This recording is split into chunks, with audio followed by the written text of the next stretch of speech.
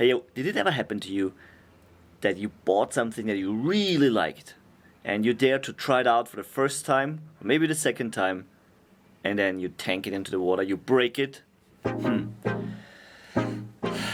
Our DJI Mavic Air2, the drone that we finally bought after 3 years or 4 years that I'm thinking about it. Can you believe that? I tanked it into the water yesterday, and of course not because I wanted to, but by accident, because it's just the second day of the holiday, and we wanted to find out those great ways of shooting that you see in the movies when it flies away like that. And there's an auto way to do that, an automatic way to do that, but there's no GPS, it doesn't work. So what do? Exactly, I don't need the automatic way, I can do it myself, right? Problem is, if the drone flies away from you, you have to think about everything the opposite way. So what happened was I flew away, and at some point, instead of going up, I tanked it into the air. And at that moment, my girlfriend shouted, huh, up. And I'm like, whoa, up.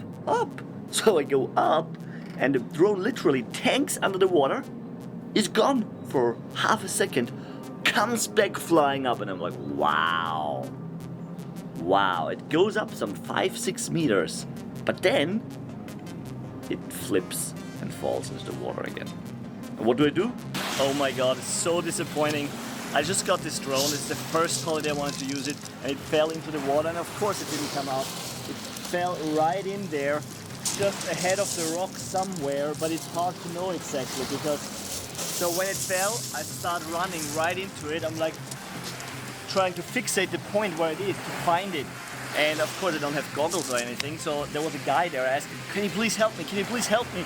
Because my drone just sank, and they actually saw it, right? Because it fell off the sky. And then what happened was just amazing, which was the guy looked for it. Not just the guy, all his friends, like 2 girls, 2 guys, and every now and then somebody else even came and helped us look for it everywhere. So we were diving here, left, right, kind of everywhere, but it got really deep. At some point you don't have any air anymore, and you just think, how is it possible? It's gray down there, and the drone is gray, so we almost gave up actually.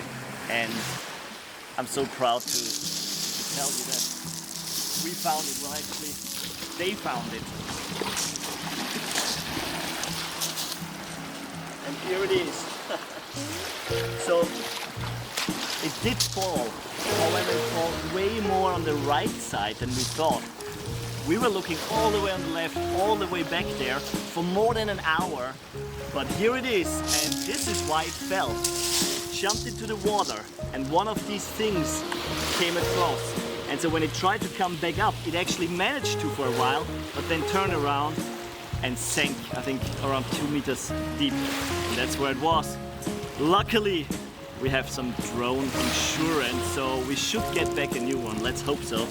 This one for now doesn't start. We tried it, but just so happy we actually have it back. We have the material as well to show you, and it's a weird feeling, but I'm really feeling thankful for those guys, Germans, by the way. They looked for us, with us for more than an hour. Who would do that? They're having their holiday here, and they didn't want anything for that. I wanted to invite them, but they was like, no, we just wanted to help. Very thankful. Thank you, Germany. Alright, so drone rule number 1 is what? Get the DJI Care package. Then you get a new one if you find it actually, if you tank it into the water. If you don't find it, well, you have no proof, right?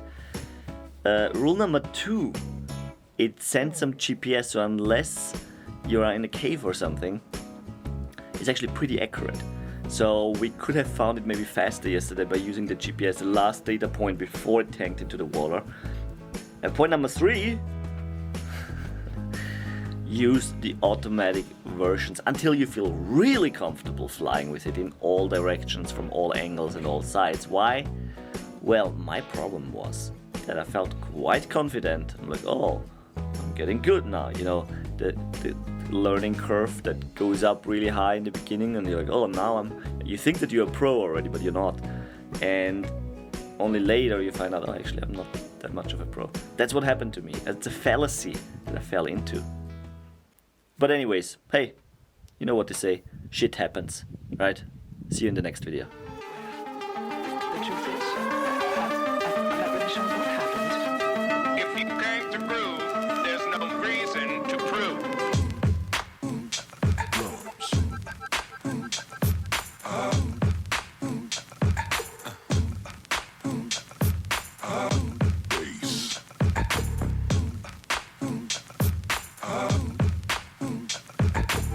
And now you've got yourself something funky.